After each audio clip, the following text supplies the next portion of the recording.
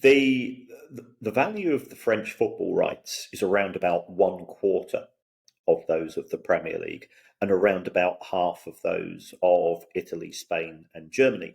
So the president has sort of made it his thing to try to address that, and was very bullish.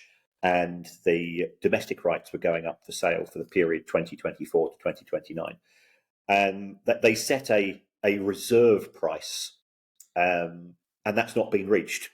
So they're not even hit the minimum level. At present, the rights are broadly split between beIN Sports and DAZN.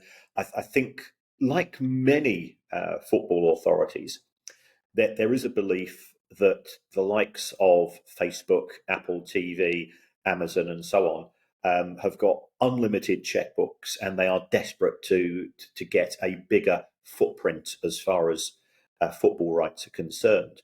But my understanding is that that is not the case, and what the broadcasters are looking for is value, and they don't see value in French football. And the reason for that is we know who's going to win the league. We know who probably is going to win the cup.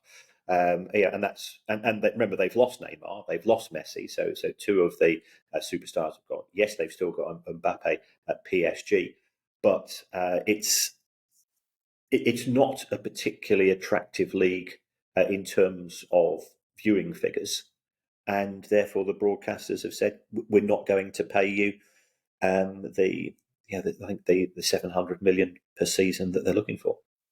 I know this is an unlikely scenario, Kieran, and we'll be looking at UK broadcasting rights shortly, but were Manchester City to win the title for the next 10 seasons, would that have a negative effect on the broadcasting rights for the English League?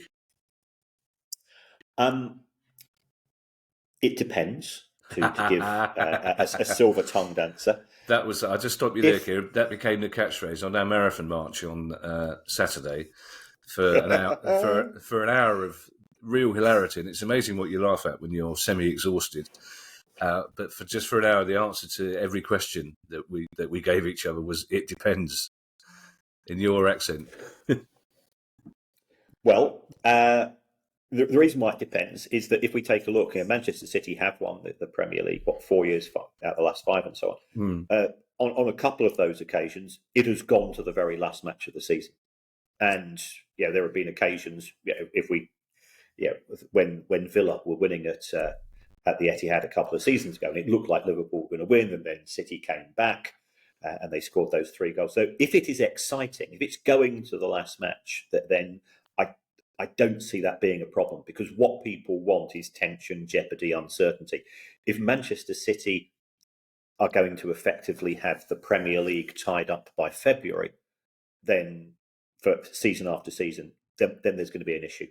Now, that wasn't the case last season, because Arsenal were in a commanding lead and City clawed that back, and that led to excitement. I think there's genuine excitement at the other end of the table as well, which doesn't exist to the same degree in France, because the Championship is, I think, the 5th most popular division in European football in terms of attendances. Right. So there's a degree of excitement there as well. There is a potential risk if it becomes a procession. If they're walking away with the title, then it will become more difficult for the Premier League. But what the Premier League has been very successful at doing is building up a global following, and I think some of the overseas fans tend to be slightly more relaxed with regards to things. If they're overseas Manchester City fans, they just want to go and see their team win.